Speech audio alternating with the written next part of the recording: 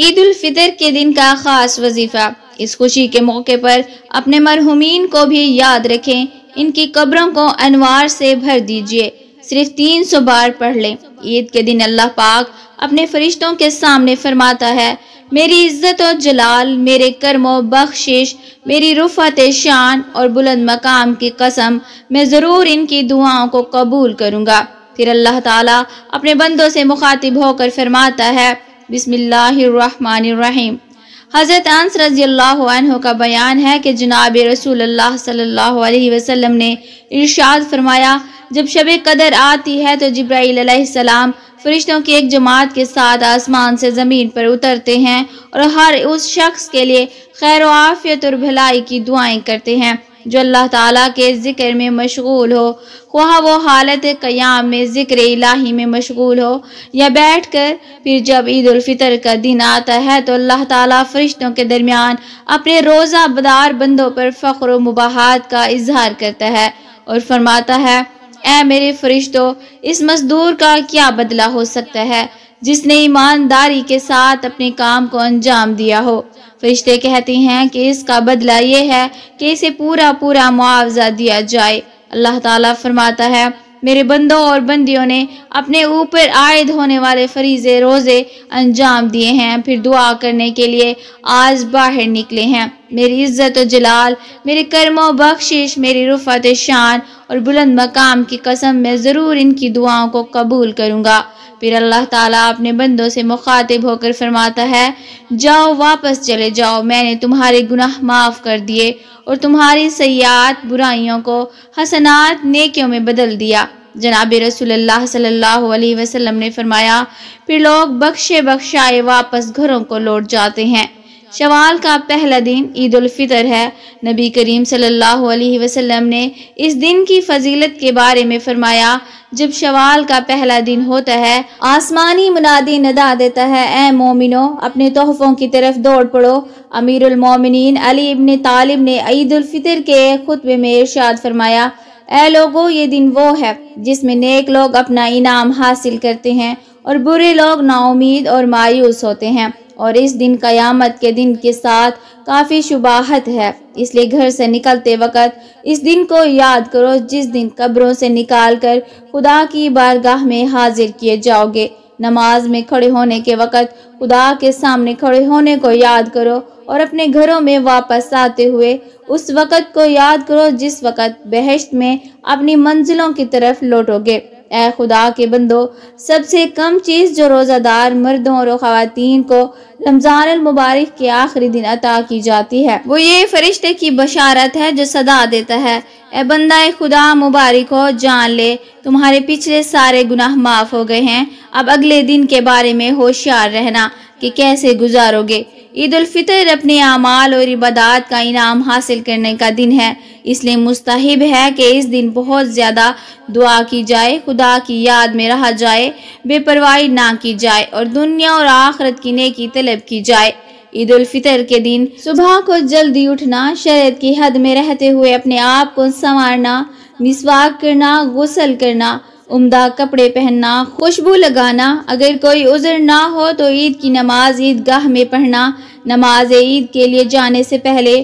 کھجوریں یا کوئی میٹھی چیز طاق عدد میں کھانا، نماز عید کے لیے پیدل جانا، نماز عید سے پہلے صدقہ فطر ادا کرنا، نماز عید کے لیے ایک راستے سے جانا اور دوسرے راستے سے واپس آنا،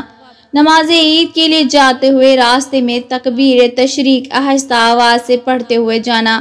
اللہ اکبر اللہ اکبر، لا الہ الا اللہ واللہ اکبر، اللہ اکبر وللہ الحمد۔ نبی کریم صلی اللہ علیہ وسلم کی سنتوں پر عمل کرنا چاہیے۔ معزز ناظرین، عید کے موقع پر جب ہم خوشی منا رہے ہوتے ہیں، جب ہمارے ہاں خوشی کا ایک ماحول ہو، تو اس وقت ہمیں اپنے مردوں کو یاد رکھنا چاہیے اور ہمیں ان کے لیے احصال ثواب بھی کرنا چاہیے، اور ہمیں ان سے ایک نصیحت بھی حاصل کرنی چاہیے۔ وہ نصیحت یہ ہے کہ ہم جب خوش ہوں، ہماری خوشی کا موقع ہو، مسرت کا موقع ہو، تو ہمیں یہ سوچنا چاہیے کہ جو لوگ ہم سے جدا ہو گئے ہیں وہ لوگ بھی کبھی ہماری طرح دنیا میں رہتے تھے، ہماری طرح کھانے کھاتے تھے، ہماری طرح ایک اچھی زندگی بسر کرتے تھے، لیکن موت نے اتنا بے بس کر دیا کہ آج وہ ہمارے ساتھ نہ ہی کسی خوشی میں شریک ہیں اور نہ ہی وہ آج ہمارے ساتھ ہیں، نہ ہی انہیں عید کی خوشی کا کوئی موقع حاصل ہے،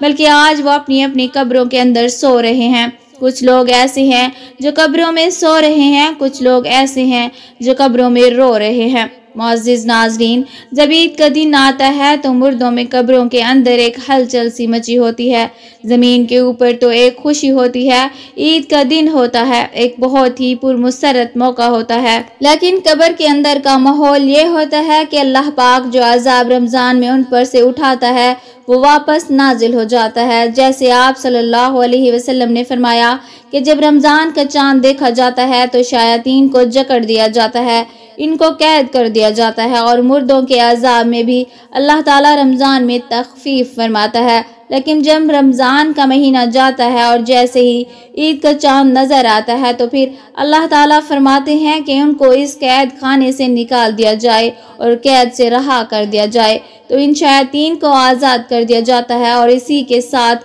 کچھ مردے ایسے ہوتے ہیں جن کے اوپر صرف رمضان بھر کے لیے عذاب میں تخفیف کی گئی تھی اور رمضان ہی میں ان کے اوپر سے عذاب کو ہٹایا گیا تھا، تو جیسے ہی رمضان مکمل ہوتا ہے، عید کا چاند دیکھا جاتا ہے تو ان کے اوپر عذاب کو پھر سے نافذ کر دیا جاتا ہے، یعنی کہ ان لوگوں کے عذاب میں جو تخفیف ہوئی ہوتی ہے یہ سب رمضان کی برکت سے ہوتا ہے۔ تو جیسے ہی رمضان ختم ہوتا ہے تو ان کے اوپر عذاب پھر سے نافذ ہو جاتا ہے، اور جو سرکش شیاطین ہوتے ہیں جو قید میں ہوتے ہیں ان کو بھی چھوڑ دیا جاتا ہے۔ تو اللہ تعالیٰ نے اپنے محبوب صلی اللہ علیہ وسلم کے ذریعے سے عالم برزخ کی تمام باتیں جو ہم نہیں جانتے تھے وہ ہم کو بتا دیا۔ اسی وجہ سے عید کے موقع پر جب ہم خوشی منا رہے ہوں، جب ہمارے ہاں خوشی کا ایک ماحول ہو، تو اس وقت ہمیں اپنے مردوں کو یاد کرنا چاہیے اور ہمیں ان کے لیے احسال ثواب بھی کرنا چاہیے۔ تو عید کے دن آپ یہ چھوٹا سا عمل اپنے مرحومین کے لیے لازمی کریں